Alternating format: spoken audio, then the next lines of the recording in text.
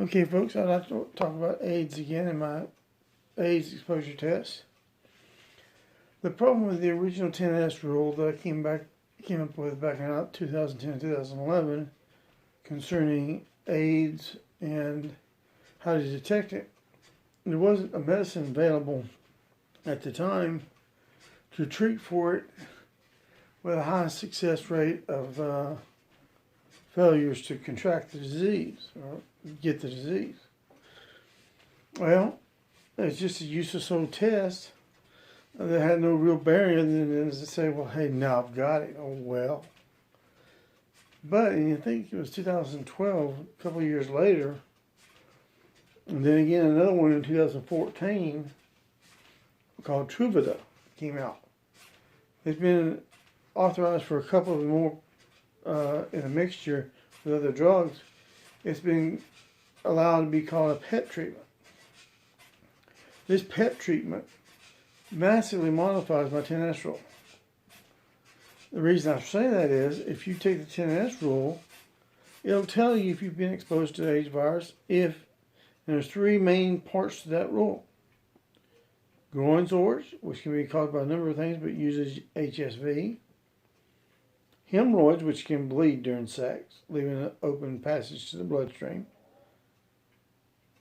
Or needle sticks. In other words, you inject yourself with some type of drug or something that somebody else had already done their drug shot with, and they had AIDS and you ended up catching it.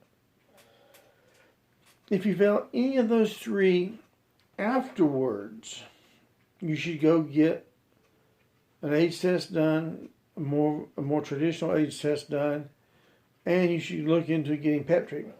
You probably have a high risk factor to consider giving you PEP treatment. You need to get to that doctor within 48 hours of the time you had sex with that person, or exchange needles with that person. They're not 100% effective.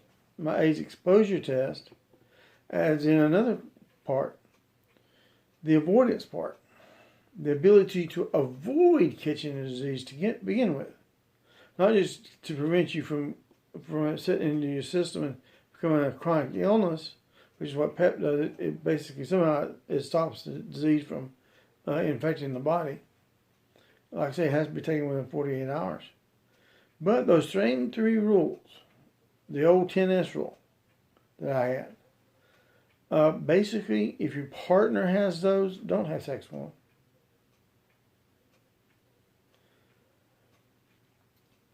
That type of, you figure, what can I say? If they fail that test, then they have a fairly decent chance of having AIDS already, particularly in certain countries in Southern Africa.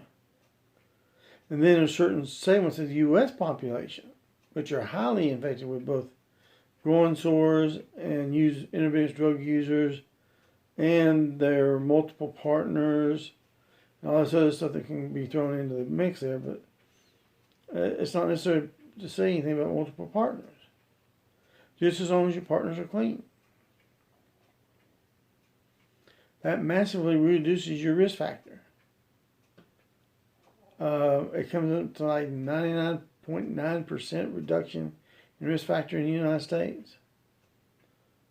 So that's like 1 in 1,000. Well, that's what I wanted to say. Tom Swiss out here. Have a good one.